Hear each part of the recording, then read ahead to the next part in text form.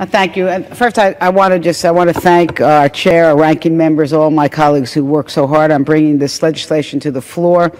My amendment is really about improving this bill. It's going to make it a better bill, and it's about making our nation's roads safer and the delivery of goods more efficient. There are 15.5 million trucks on the road each year, driving more than 93 billion miles annually, carrying over $1 billion worth of goods.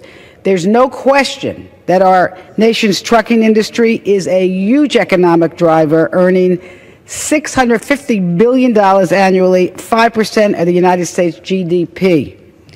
But with all that sunshine comes a little bit of rain.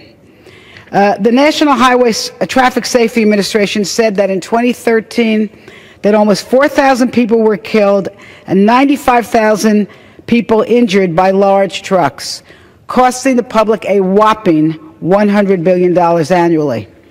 So what my amendment does, three things to increase safety and to reduce those costs. First, the amendment brings the requirement for commercial truck insurance into the 21st century.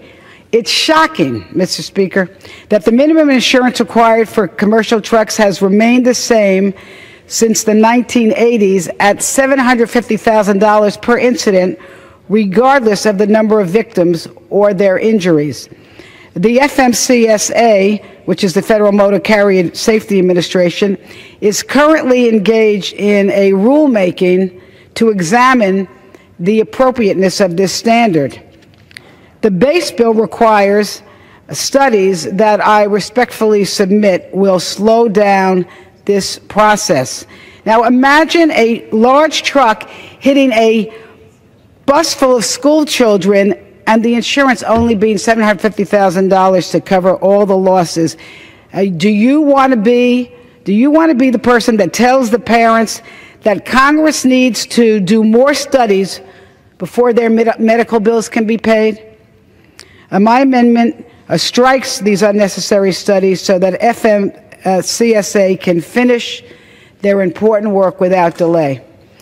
Second, the base bill creates a national hiring standard that brokers and shippers must use to hire carriers.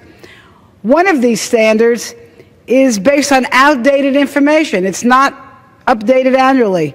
So my amendment at the desk would strengthen the hiring standard by prohibiting the motor carriers from prohibiting the hiring of motor carriers defined as high-risk carriers by the FMCSA. And finally, just this year, here we go, the FMCSA did a study that found that compliance, safety, and accountability scores accurately predict safety performance by drivers.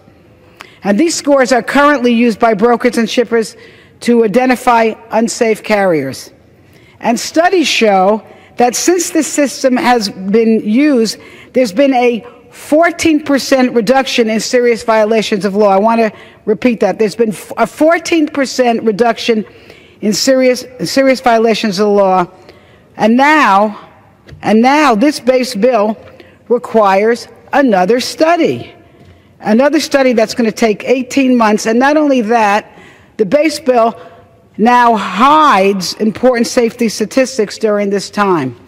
What my amendment does is very simple. The provision makes these safety scores transparent for the public to see. Together, these measures are going to improve the movement of goods across the country by increasing safety and efficiency. It's a real good amendment. I think it's going to make this bill much better, and I urge its adoption.